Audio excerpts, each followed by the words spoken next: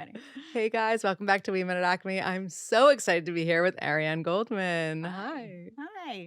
I'm so glad to be here. I'm so happy to have you. Your energy is so amazing, calming. Your energy is like we've known each other forever, and I don't know if like everyone tells you that, but I just need you to know that. Oh, I'm tired, which makes it easier to get along with people. So before we get into it, because there's so much to get into, what is your favorite romantic gesture? Ooh, I would say probably when Max makes me coffee, but I ask him to make me the coffee. Yeah. But Well, you set him up to win. I set him up to win. There's few surprises. We're starting off early, but there's few surprises coming from him. So Uh-huh. I still really appreciate it when he brings it to me and I don't have to do it myself. That's really sweet. And I know that you're an Aquarius, if I remember Capricorn. correctly. Oh, Capricorn. Sorry. I knew it was around winter. Okay. Even better because I love Capricorns. My son's a Capricorn. And when is his birthday? Max, your husband. July 13th. Oh, so he's a Cancer. He's a Cancer. Oh, so you have a very emotional husband, potentially? Interesting. I'm more of the emotional wreck. Okay. He's more of the rock. So Uh-huh. maybe the combination can yin yang. Yeah. be a My difference husband's a between- Cancer and he's just Okay. very emotional. But you guys are opposite signs. We are. So opposites, like, they attract hardcore, but they also like it's hard sometimes. It's hard a lot. Yeah. He's a cinematographer, so he travels a lot, which Mhm. actually is really good for our marriage. And I say that in a super respectful way. That just No, of I course. think separation and like missing each other is really good for time. It's so important, and it's funny that you bring that up because I just we do these poll questions. I'm going to ask you at the end of the episode, like a rapid fire version of them, and I just put up a poll today, or maybe it was last night. What's more alarming, the couple that does everything together, and I mean like workout classes, like girlfriend nights, the guys there, like, or the couple that spends a lot of time apart. And I was so surprised to hear that most people said it's more alarming the couple that spends time apart. And I was like, I disagree. Interesting. Yeah, I guess it seems out of the box, but in practical thinking and actually living it, it's really healthy. As long as you can get the kids down and figure out your roles. Yeah. And I put him on some stuff that he's good at from afar, we make it work. Mm-hmm. And honestly, sometimes even together it's hard. And it's not that I don't love him, it's just we've been married for quite a while. And space just allows us to reset a little bit and miss each other. It's so important to miss each other in marriage. Like it freaks me out when no one goes on like a trip without the other one. It's just important. I think it's really important. I also think it's really important to take trips without your kids to kind Mm. of keep that romance going, to remember why you fell in love with each other and decided to commit. Right? I mean, often kids rule our lives, but Max and I decided early on that we were going to have our kids kind of roll with us instead of us revolving everything around them. That's the French way of doing it, actually. That's what they do in Europe. And we need to be doing more of that over here, I think. I don't think kids are allowed out in public in France for the first like 8 years of their life. That was the only parenting book I read was Bringing Up Bebe. Do you know that book? I do, but I didn't read it. I didn't read it either. I just skimmed it, Like when was the last time I actually read like a book like that, like a help book, not in a while. The only books I read are like murder, like sex books. But I skimmed it, and what I got from skimming it was that like everyone just the kid fits into your life, and that's more important. And it's not like we are, in France, they're not like helicoptering over kids in the way that we do here, which is just so unhealthy. Yeah, I agree. And it's working so far. Yeah, I mean, listen, we're going to mess them up anyway. it's true. No matter how hard we try not to. And a little adversity is pretty good for them, I think. It's so true. Ugh, I'm so mad that I messed up your sign in the beginning because it's so clear that you're a Capricorn. I'll beat myself later. But okay, so tell us how you met Max. So I was cliche girls' weekend to the Hamptons, 4th of July. How old were you and how old was he? I was 24 and he was 27. And Babies. we were babies. Although I swear at 24, I had been in love a few times. I had seen the world and I thought that I knew what was going on in life. I did not feel like a baby. In retrospect, if my daughter brought home her future husband at 24, I'd be like, Uh-huh. no way. Go out there. Yeah, see what's out there. Uh-huh. So we were both at the Stevens Talk House in Amagansett, and I was there with my girlfriends. He was there with another friend, and I looked around the room or outside, and every guy had their collar up, which was very kind of New York banker vibes. And my husband had kind of a rock and roll t-shirt on with a little hole, and his hairy chest was hanging out of the top, and scruffy hair, and that was just my type. And he just immediately, I just laid eyes on him. And at the time I smoked cigarettes, and I walked up to him and asked him for a light. I just beelined him and his friend, and I said, "Do you have a light?" And he said, "Ugh, smoking is disgusting." And I remember flicking the cigarette like across, the courtyard, to the garbage, and I was like, "I know, it's so gross." And just started talking to him, and we hit it off. And I had washed my hair that night with some delicious, like, salon selective strawberries and cream shampoo. And if you get a whiff of it, it's kind of intoxicating. Uh-huh. And so he and I just the entire night were hanging out, and it was reggae night. And we went on the dance floor, and he got a whiff of the hair, and we started making out. And he lived in LA at the time. I was in New York. And so we decided that actually I booty called him that night, but he didn't pick up, which made me like him more. Mhm. He didn't come by. It's the Hamptons, so it was harder because you had to drive, and he didn't know where I was because he was from LA. Yeah. Anyway, we ended up meeting on our second date in Tulum in Mexico. And it was just this strange kismet thing. And we spent the next 5 days there just really hanging out intimately. And he moved to New York about 4 weeks later. That's so cool, and that's so, like, that's the exception. Like, that is not what usually happens, and it ends up working out, and I feel like that's because you guys had, like, it sounds like no care in the world, you know? You weren't like, "I'm gonna meet this guy in Tulum, and he's gonna then be my husband." You were like, "I just wanna have a fun time, and this guy seems like someone I could have fun with, and he's my Totally. type." Totally. And my girlfriends were like, "Ariane, what happens if he's a psychopath or you're not into him?" It's like, "I don't know. I'll book a ticket home and figure it out." It was Mhm. just, there was a zone in life where I somewhat felt like I knew him enough to feel safe going away with somewhat of a stranger, and also independent enough where I could figure it out if I had to get out of there. But do you think that there's something about the fact that you were 24 in this instance that makes it easier to be a yes person? Whereas if, like, let's say we have a friend who's single and 33, like, it's a little bit harder to take these chances? Or do you think that it's like probably the same? On paper, I think you're right. Yeah, you're younger. There's less responsibilities. You're freer. The world looks differently because you think anything can happen. And as you get older, you realize that it just doesn't work that way. I actually have a bunch of friends in their 30s who have turned more into no people. And it's so depressing to me because I think, and forgive me for this being cheesy, but I think we should always be yes people because life is super short. And yes, we have children now, and we have responsibilities, and we have work. But given the opportunity to go out and meet someone, even if let's say I was single, and I was going and dating, I talk to a lot of single women who are in their 30s, and they're so reluctant to try. And my response is always, well, what do you have to lose?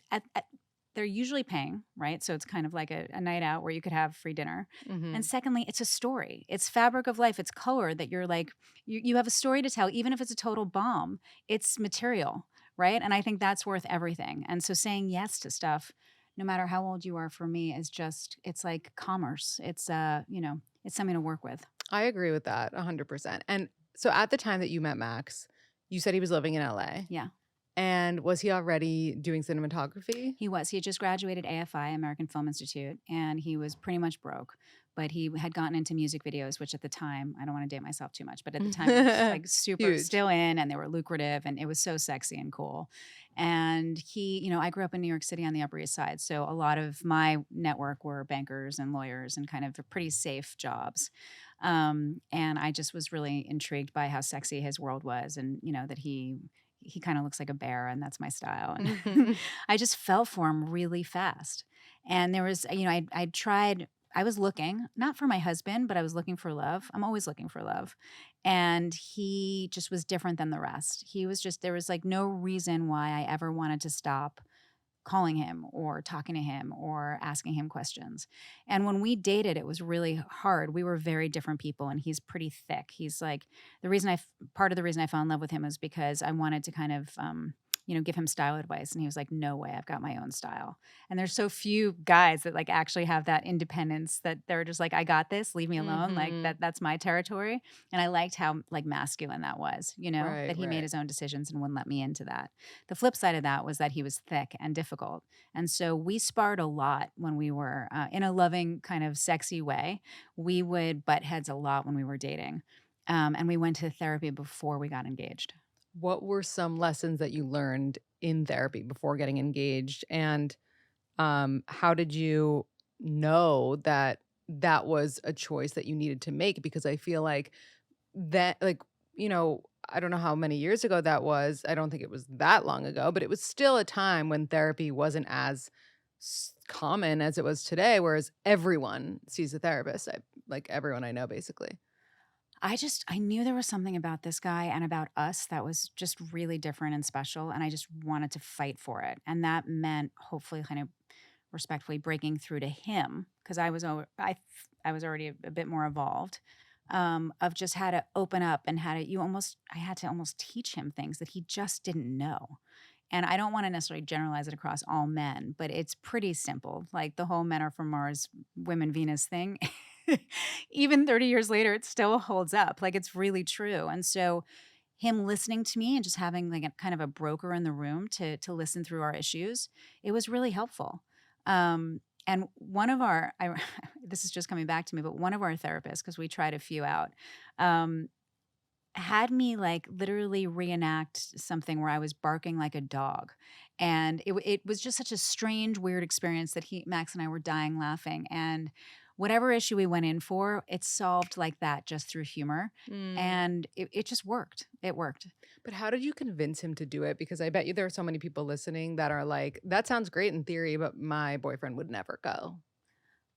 They have to want it they have to want to win it, right? So I said to Max, "Hey, buddy, like we are in a crossroads here, and I don't want to lose you, but like I cannot live with you like this." I think he like read my diary, which is just so taboo. I mean, can you imagine? That is just something No. that like you cannot That's do. like why I don't keep a diary. Yeah. I'm too scared. And we're talking about stuff that I wrote when I was 16 about boys that, I hadn't spoken to in 10 years. And I was so betrayed and just I couldn't wrap my arms around spending the rest of my life with someone who could do that. And I was like, we got to figure this out. We got to solve this. Like, what is this? Do you want this to work? And if so, let's go duke it out in front of someone to help us. And I asked him for that companionship. And I said, if this means something to you, say yes. I feel like it has to be not a threat, but like we will break up if we don't do this conversation for them to actually take it seriously. I have only had one boyfriend come with me to a therapist, Mm, and it was a situation where I was like, basically, like, our relationship is on our last legs. And I guess that's why I think it's so admirable that and like amazing that you were able to convince him in a way that was like, this is long lasting, this isn't ending, you know? So hmm. like let's take these skills into our future. Like I was kind of doing it as like, at least I can say I tried everything. Right, right. Do you think it says something about the guy that they're like the actual character traits of the man that they're willing to do it as well? Because maybe I was looking for that in my companion. I do. I definitely do. I mean, I have and I haven't admitted this on the podcast, but I have tried to get my husband to come to couples therapy with me.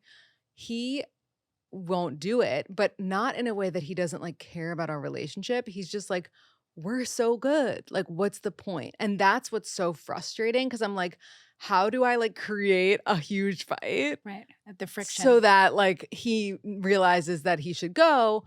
Like, it's almost like I want to create issues so that he realizes how good it would be for us to go, but he's right. There aren't like actual issues, and it's enough right now where I can work on things with my therapist and we can have better communication, but it's But like, isn't that so frustrating that you have to do the work? yes. I mean, same thing with me. And by the way, that was pre-marriage. Right. Post-marriage, we've tried it a couple times a few years into the marriage. And his stubbornness, and he was worse post-marriage than he was pre And in by that the way, room. yeah, and by the way, everyone, that's how it is. And like like, if you know your partner's personality traits, they just heighten. They're never gonna soften really. Like, we get more who we are as we get I older. agree with you. And you know what he says to me, which is super frustrating? Babe, I'm doing the best that I can. And that drives me crazy. And he'll say that in front of a therapist or anyone else because where does that leave me? That's just not true. It's bullshit. Like you're doing the best that you can, but I'm hurt. I'm hurting. So Mhm. can't you try better? Or you just did this like 6 months ago. So if you learn from that experience, why are you doing it again? And is that trying harder? It's just frustrating. It's really hard.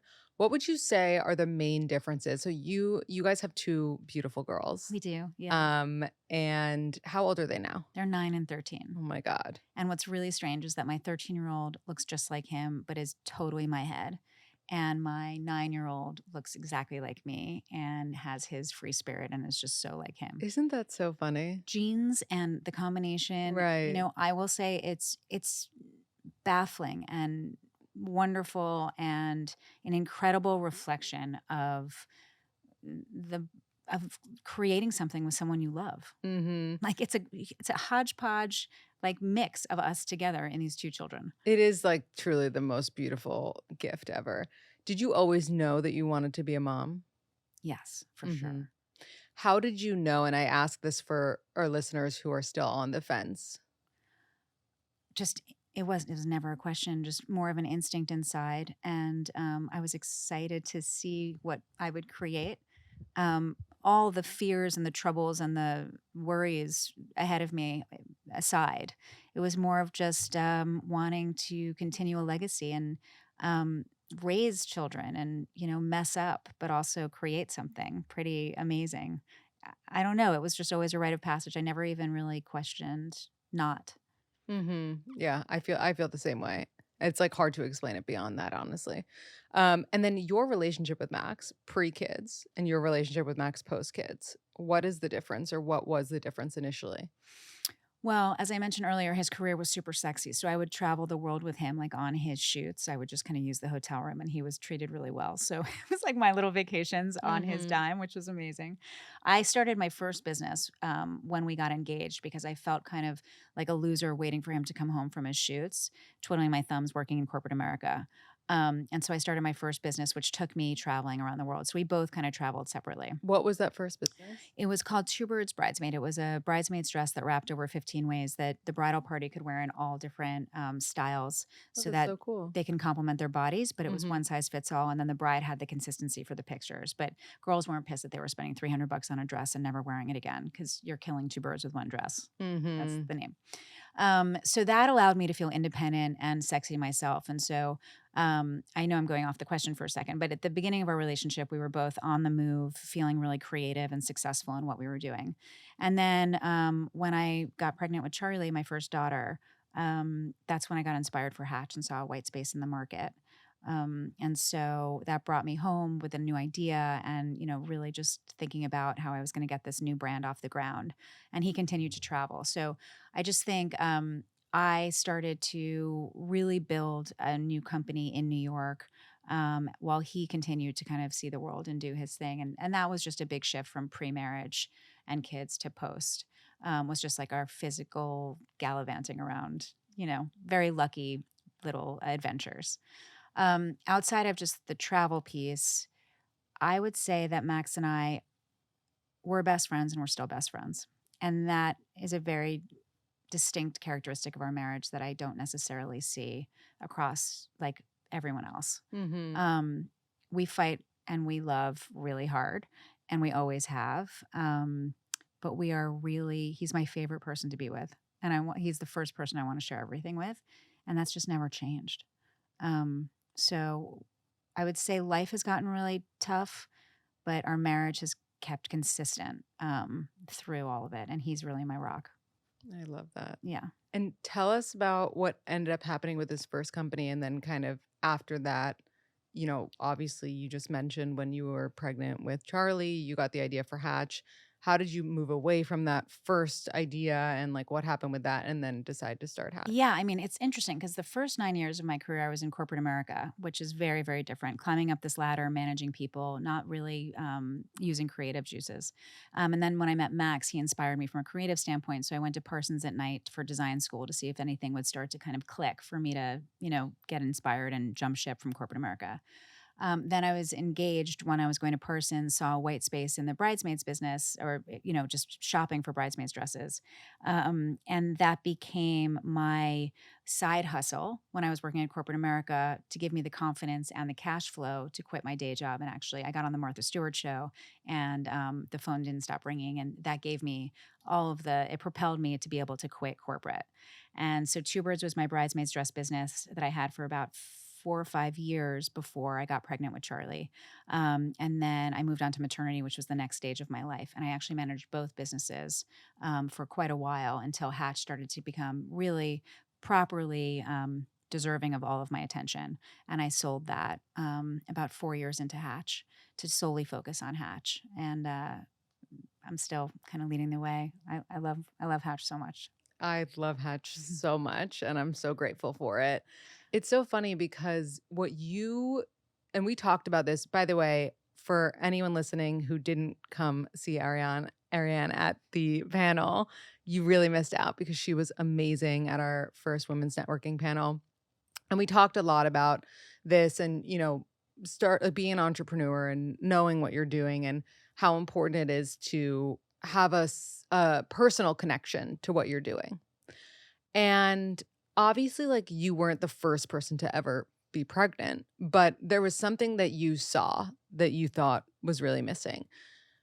If I'm a listener now and I'm like going through something, it's like, how do you know that there's really a white space versus just like, I'm feeling like living and breathing my personal experience, but there isn't necessarily something, you know? Yeah.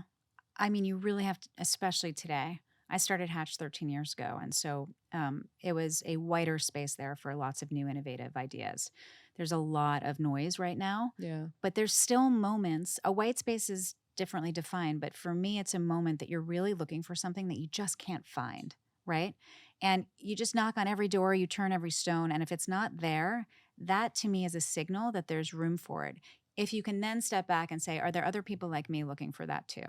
Right, then it's not just about you and your need for something, but is this more of a generalization? Are there more women needing a maternity solution or a brand speaking to them like there was for me? And for me, it was a no-brainer. Like I wanted community. I wanted to move on to the next chapter of women who could teach me what was about to happen, of styles that made me feel good, of it's like when you're shopping for a new apartment and you don't know what couches there are until you actually go to this shop and see what couches there are. So it was a whole new world. I was excited, but there was nowhere to go shopping and there was nowhere to get inspired by. So in today's world, I think if you see something that you're yearning for, beat it up and just make sure that there's other needs for it as well, and then go for it. Mm-hmm. Go for it. Yeah. We laugh now amongst like a set of founders and entrepreneurs that all these ideas are taken, like so many people just sit down, they smoke weed and they think about like what hasn't been done and what hasn't Yeah, been done. And yeah. I empathize because so many ideas are, but look at like figs, um, uniforms Yeah, for yeah. hospital workers. Like Mhm. how awesome is that they just thought of And something. how did that not exist before? I mean, what was everyone wearing? Just like what the hospital made? Scrubs, right? Yeah. So what other scrub-like things are there still that are Right. lame, right? Such a genius business, It really honestly. is. And those Yeah. ideas, it's like they're fewer and farther to stumble upon, but they're still there. And Mhm. then you just have to just make sure that there's an audience. If you have an idea, you have to just make sure that there's an audience because it's much harder these days to break through unless you can compel other people. Yeah, it's true. I also think about just like, while we're on the subject of companies that are really smart and innovative, other than Hatch, obviously, other than Figs, I have been thinking a lot about Frida Baby Yeah, and just like how she's how amazing. was that not a thing before? Like I assume they started with the snot sucker, Yep. but it's like, She made it a thing. She yeah. made it a thing. She leapt onto a few products and then it became a home base for everything women need from a gadget standpoint during this moment. And she made Mhm. it a home base, trusted, and she built the community. And she's a friend, and I'm really proud of her. And it's remarkable what she's built. Well, I was gonna ask you, how warm is the female founder world? Like, do you feel like once you got to this level with Hatch that you were opened up to all these other amazing women founders, or did you feel like you kind of had to cultivate those relationships on your own? You know, the I grew up in a world when I started, like Warby Parker was starting. It was really the beginning of the zeitgeist of D2C brands. And specifically in New York, this founder community of people just figuring it out. It was before even like D2C acquisition strategies happened, like this whole meta, like gameplay, top of funnel. A lot of the stuff might not make sense, but like how to just like build a business. You need to start today with a lot of money so you can acquire customers. When I started Hatch, it was grassroots. Let's get this brand off the ground. Let me meet with people and do it from ground up, like real old school brand Mm. building. And so other founders were also figuring it out their own way and kind of this wild, wild west of building a business. And I was blown away by how friendly and open armed and how many communities were built off of just founders where we could talk to each other and bounce ideas and resources against each other. So I've grown up with a lot of people in this world, in the last 10 years of finding businesses and talking to customers, Chelsea being one of them, Freedom Mom. And rather than being worried about competition or, holding secrets to my chest, we all share with each other and really support one another.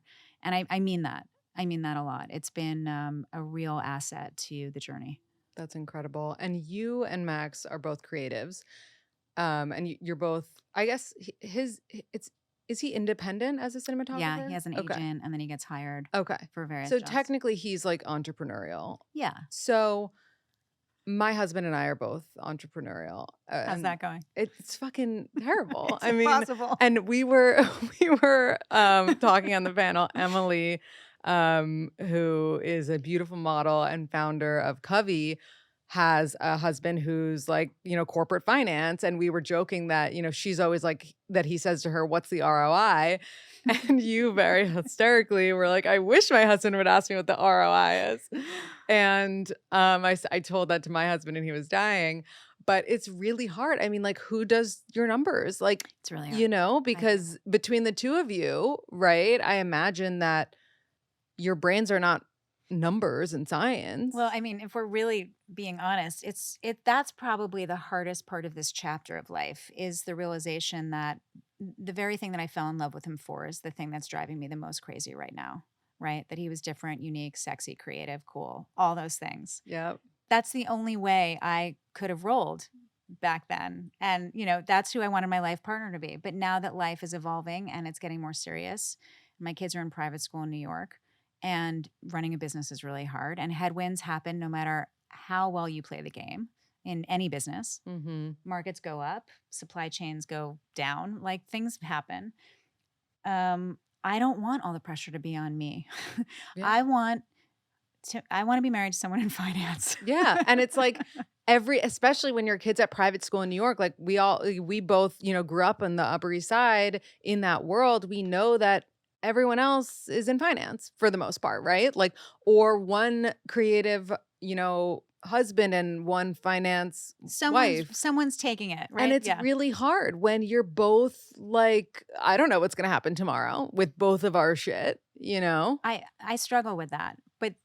And this might not be okay to say, but I'm going to say it is. I then think about are all those people as rich in color and travel and happy and laughter, not suggesting and not making a correlation that finance doesn't lead to, an amazing life. But I wanted adventure and a lot of things that creatives tend to just kind of grasp and yearn for and need to taste. And I felt like the reason I didn't go the other route of marrying someone in a more secure job was just because I didn't want to be bored. And so sometimes I just rationalize it being like, well, look, the trade-off would have been, not having all this color that I've had this entire, journey of my life. And so I try and make sense of it. But would it be wonderful if he could like do the taxes? It would be fantastic. Right. No, but I mean, what you're saying makes so much sense. It's like the forever argument. Should I work to live or live to work? Totally. Yeah. And I've always wanted work to be part of my life. I want to be part of my work, right? Mhm. Like, and I love that. I love that. I think I've gotten confused in the past about how important work was, like in front of some other things in the family. Meaning like Hatch is my baby and it's so personal, but it's not my baby, right? Yeah. And so like my therapist asked me yesterday, I hadn't seen him in a couple of weeks, and he's like, I've been Hatch is, it's just been a tough couple of months with business, all good, but just like I was talking about Hatch a lot with my therapist a couple months ago, and then we took a hiatus. And when I got on the phone with him yesterday, the first thing he said to me was, how are your parents? And he started there, and then we went into business. And at the end of the call, I said to him, did you ask me how my parents were? Because that's way more important than my business. And he said, absolutely. And I Yeah. was like, yeah, you're totally right. I Mhm. appreciate that because I was so centric on talking about work, Right, right? right. But he started in another angle, and I It's knew that really that was smart. purposeful. You know what I Mhm. mean? That's really smart. Yeah. I love that. All right, we're gonna do some fun, lighthearted, rapid fire poll questions. So these are just like really kind of dumb, cheeky questions that people submit and we share on our Instagram. So you can elaborate, but they're mostly like one. You'll see. I'll give you two options and then you'll I didn't choose do one of any them. research on these, so I have no Oh idea where no, you're coming that's the from. Okay. point. Okay. Like they're this ridiculous, right? What toilet paper brand do you use? Ooh, something soft. I'd like to go for Charmin, but if something's a little less expensive, I would maybe choose another option. Well, I actually use Cottonelle and I was picking up with a girlfriend after Pilates the other day and she was like, "Babe, like are you okay? Like do you need do you need some money?" And I was like, "Wait, why?" And she's like, "You're buying Cottonelle." And I Hilarious. was like, "Wait, I like it. Is How'd that she know it was weird?" Continental? Is it quilted? Or is it Yeah, like no, it's perforated? quilted. It said Cottonelle on Oh, the on brand, like we were together. that's But amazing. now I'm feeling insecure about it. I'm gonna go back to Charmin. Don't have Um, her over. yeah, she's not invited. If you're leaving a restaurant and you've checked your coat, is it better to give $1 Mhm. if you have it or nothing at all? $1. I agree. But like, do you look like an asshole? Oof. It's if it's all you got, it's Do you better. should would you tell them? Would you be like, I only have this dollar? Yeah. Yeah. Yeah. Do you leave money in a hotel room after you check out? Yes. But I don't sometimes, like accidentally, and then I like have a panic attack about it and I call the hotel and I'm like, "What do I do? Can you charge my room $20 and leave a 20 there?" Wow. I like my moral compass for that specific thing, for tipping, is so deranged, like that I get so down on myself if I haven't done that. I don't know why. You're a wonderful person, but do you still carry cash But, like, I'm not that good of a person, and yes, like, for like, I you know what? I started carrying cash for that purpose? in the past few years for that purpose, actually, for, like, tipping purposes in general. We went away with my brother-in-law for Thanksgiving last year, and he brought $200 in fives. And So his smart. favorites, he just kept going around giving anyone and everyone a $5 bill. Good for him, honestly. It was an awesome It's so great. move. I Yeah, love it that. was great. But why did you ask the thing about hotel rooms? Because do you forget or, like, you just Because I feel guilty constantly. I just don't right. carry cash on me. Mhm. And when you asked about the $1 or nothing, it just brought up the hotel room thing is real.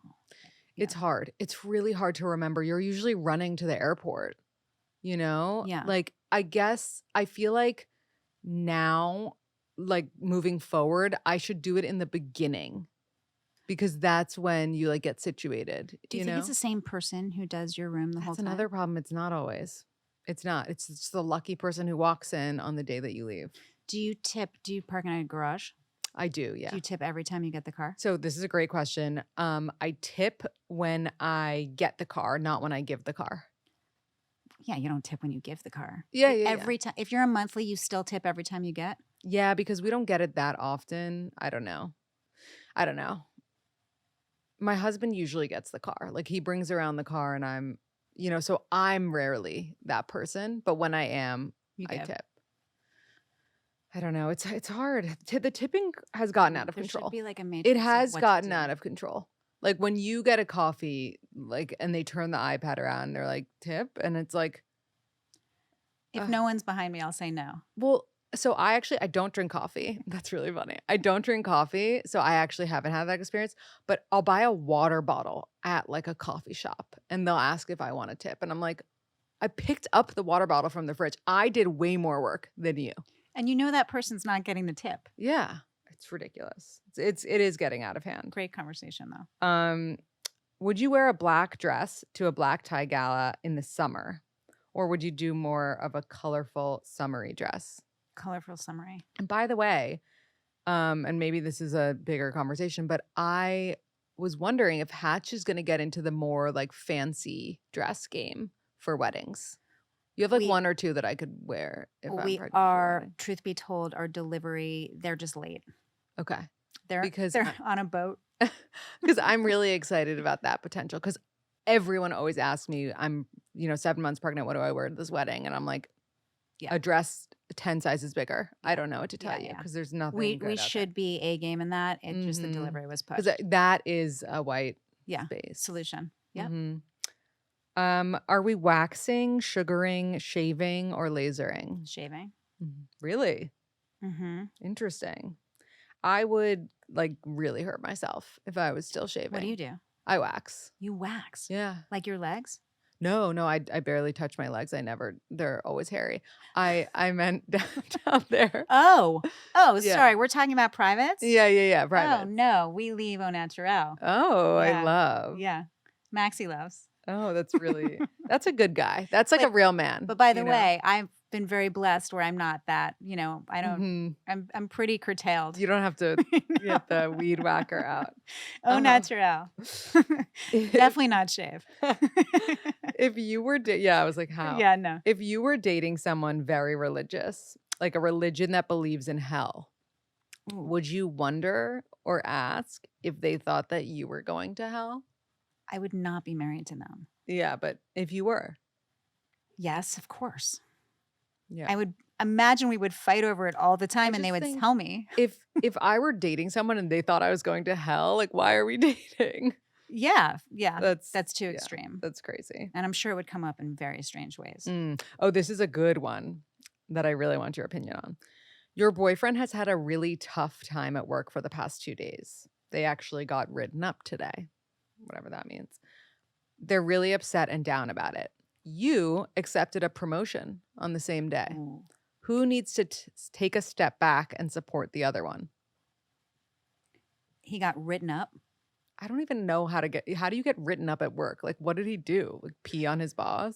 That's a really tough one because, this is where you need like men to be men, but they're not always men. So Mhm, like mhm. they're really boys that need their moms. Mhm. So you probably, we as women probably have to step back, put our promotion on a shelf for a second and stroke and nourish and tell them that everything's going to be okay. So annoying. It's so annoying.